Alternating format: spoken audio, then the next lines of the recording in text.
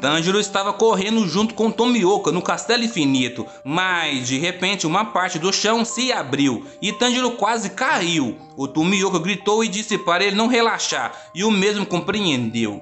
O prédio pulsava como se estivesse vivo. Era como se ele quisesse separar os dois, mas eles teriam que ir ao Muzan o quanto antes, com quantos caçadores puderem. Tanjiro disse que não sabia quanto tempo a Tamayo iria aguentar, já que o lugar era do Muzan. Então um corvo com um selo disse que Shinobu estava morta, deixando Tomioka e Tanjiro surpresos, em choque. Tomioka, em seu pensamento, disse que o corvo tinha um papel grudado em seu pescoço e geralmente a notícia não chegava tão rápido assim.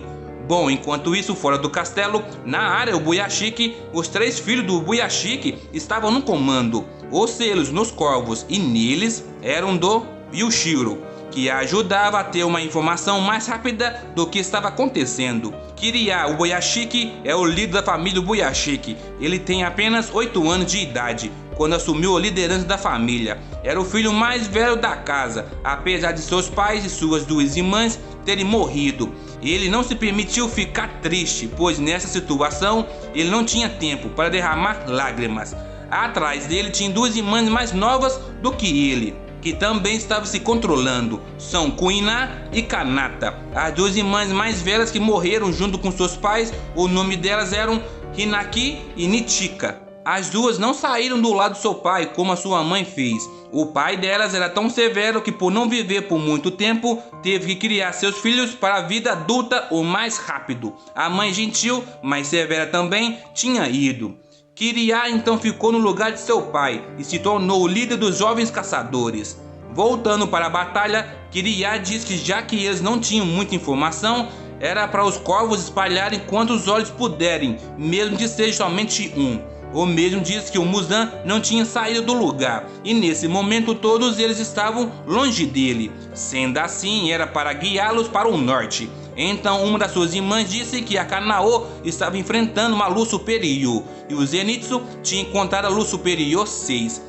Bom, nesse momento, em outro local do castelo, estava o Zenitsu, de frente para a luz superior. A lua disse que ele não tinha mudado nada, continuava fraco, e perguntou se ele agora era um pilar, e perguntou se ele podia usar algo mais do que a primeira forma da sua respiração. O Zenitsu, bem sério, disse ao seu conhecido que ele gostava de brincar de tampa-buraco no degrau mais baixo das luas superiores, e perguntou por que ele tinha virado um demônio, porque ele, o sucessor da respiração do trovão, tinha se tornado um demônio.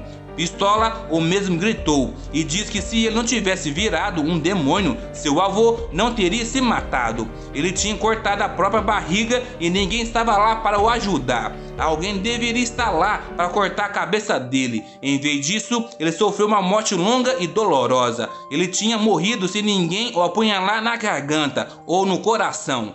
Tudo porque um usuário da respiração do trovão desertou para o lado dos demônios. Kaigaku, a luz superior 6, disse que isso não era da conta dele e perguntou se ele deveria ficar arrependido, mas ele não tinha intenção nenhuma de refletir no que ele tinha feito.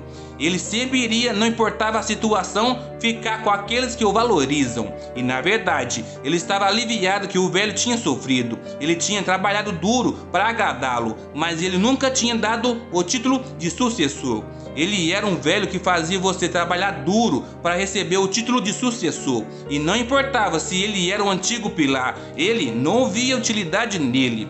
Zenitsu ficou pistola e disse que o velhote não era Gaga e comparou os dois. E diz que ele, o Kaigaku, era o pior. Era um lixo e realmente ele poderia usar somente a primeira forma, diferente do dele, que poderia usar todos menos a primeira. E sim, o velhote tinha morrido de forma dolorosa, porque nem teve sorte de ter um sucessor decente. Nisso, a lua ficou pistola e disse para ele não os comparar, e usou sua respiração do trovão, quarta forma, trovão distante, e partiu em direção a ele.